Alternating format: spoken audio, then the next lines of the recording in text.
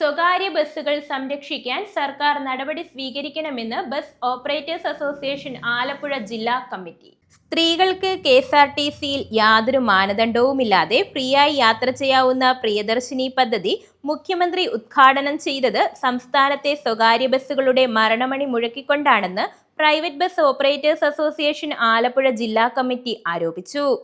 Petroleum വിലവർദ്ധനവിനെ തുടർന്ന് ഡീസലിന്റെ വിലക്കയറ്റത്തെ കൂടാതെ tyre, oil, Greece ഉൾപ്പെടെ ആയിരങ്ങളുടെ ചിലവാണ് വർദ്ധിച്ചിരിക്കുന്നത്. ഈ സാഹചര്യത്തിലാണ് ബസ്സുകളിലെ 60% വരുന്ന സ്ത്രീ യാത്രക്കാർക്ക് KSRTCയിൽ മാനദണ്ഡങ്ങളില്ലാതെ സൗജന്യ യാത്ര നടപ്പാക്കുന്നത്. 35,000-ലേറെ സ്വകാര്യ ബസ്സുകൾ ഉണ്ടായിരുന്ന സംസ്ഥാനത്ത് കാലാകാലങ്ങളിൽ ഭരിച്ച സർക്കാരുകളുടെ നയവൈകല്യങ്ങൾ മൂലം ഇന്ന് ബസ്സുകളുടെ എണ്ണം 1/3 കുറഞ്ഞിരിക്കുന്നുണ്ട്.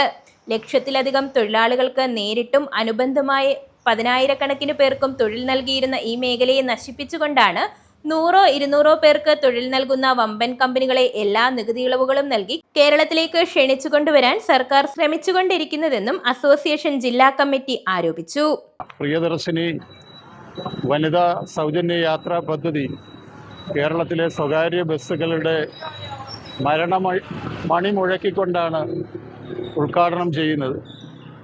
കേരളത്തിൽ ഏതാണ്ട് 36,000-ഓളം സ്വകാര്യ ബസ്സുകൾ ഉണ്ടായിരുന്നത് കാലാകാലങ്ങളിലുള്ള സർക്കാരുകളുടെ നയവൈകല്യങ്ങൾ മൂലം ഇന്ന് 1/3 കുറഞ്ഞിരിക്കുന്ന ഒരു സാഹചര്യമാണ്.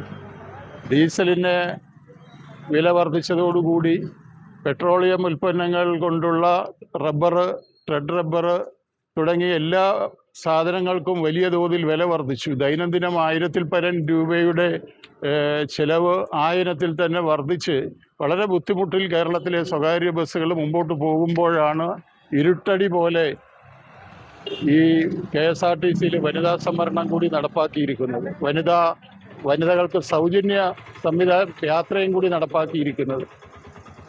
ഇന്ന് ഏതാണ്ട് ബസ്സുകളിൽ 60%-ഓളം സ്ത്രീ യാത്രക്കാരാണ് KSRTC ആയാലും പ്രൈവറ്റ് ആയാലും നിലവിലുള്ളത്.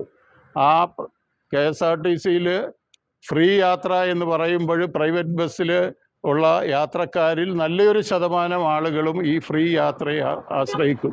വരുമാനമുള്ള നല്ല ലക്ഷക്കണക്കിന് രൂപ ശമ്പളമുള്ള സ്ത്രീകൾ വരെ ഈ ഫ്രീ യാത്രയ്ക്ക് പോകും എന്നാണ് ഞങ്ങൾ ഭയപ്പെടുന്നത്. അങ്ങനെയാകുമ്പോൾ പ്രതിദിനം ഇന്ധന ചെലവിന് തന്നെ 7,000-ൽ പരം രൂപ ഒരു ബസ്സിന് വേണം. ആ ഇന്ധനത്തിൻ്റെ പൈസ പോലും യാത്രാ ടിക്കറ്റിനത്തിൽ ബസ്സുകൾക്ക് ലഭിക്കില്ല എന്നുള്ളതാണ് ഞങ്ങളുടെ ആശങ്ക. അങ്ങനെ വരുമ്പോൾ KSRTCക്ക് ഇന്ന് ഒരു മാസം 125 കോടിയാണ് ശമ്പളത്തിനും മറ്റു കാര്യങ്ങൾക്കുമായി സർക്കാർ കൊടുത്തുകൊണ്ടിരിക്കുന്നത്. അത് വീണ്ടും ഒരു 100 കോടി വീതം കൊടുത്ത് KSRTCയെ ഒരുപക്ഷെ സർക്കാർ നിലനിർത്തുമായിരിക്കും. 4,000 KSRTC ബസ്സുകൾ മാത്രമാണ് കേരളത്തിൽ ഓടിക്കൊണ്ടിരിക്കുന്നത്. പക്ഷേ പ്രൈവറ്റ് ബസ്സിനെ സംബന്ധിച്ചിടത്തോളം ഈ കിട്ടുന്ന വരുമാനം കൊണ്ട് വേണം ഡീസൽ അടിക്കാനും അതേപോലെ തൊഴിലാളികൾക്ക് ശമ്പളം കൊടുക്കാനും ഇതിൻ്റെ മെയിൻ്റനൻസ് നടത്താനും അതേപോലെ റോഡ് ടാക്സും ഇൻഷുറൻസും അടക്കം ചെയ്യുന്നത്. ഇപ്പോൾ സർക്കാർ ഈ വലിയ പൊതുയാത്രാ സംവിധാനത്തിൽ, പൊതുഗതാഗത സംവിധാനത്തിൽ മുഖ്യ പങ്ക് വഹിക്കുന്ന സ്വകാര്യ ബസ്സുകളെ കൂടി നിലനിർത്താനുള്ള നടപടി സ്വീകരിക്കണമെന്നാണ് ഞങ്ങൾ ആവശ്യപ്പെടുന്നത്.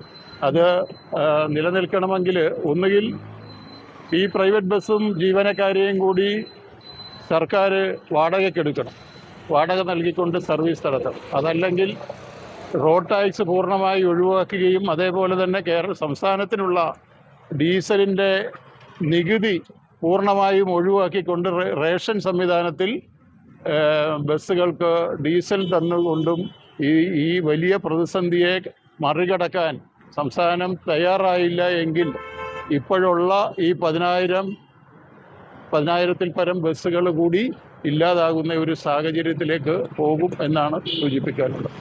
ജില്ലാ പ്രസിഡന്റും സംസ്ഥാന ജോയിന്റ് സെക്രട്ടറിയുമായ പാലമുറ്റത്ത് വിജയകുമാർ അധ്യക്ഷത വഹിച്ചു. സെക്രട്ടറി ദിനേശ് കുമാർ, ഡി രഘുനാഥപിള്ള, ഷാജിമോൻ, അനന്തകുമാരപ്പണിക്കർ, ഷാബു കടുകോയിക്കൽ, സജീവ് പുല്ലുകുളങ്ങര, വിപിൻ ചന്ദ്രലാൽ, ബെന്നി ആന്റണി തുടങ്ങിയവർ പങ്കെടുത്തു. News bureau, Kayamkulam.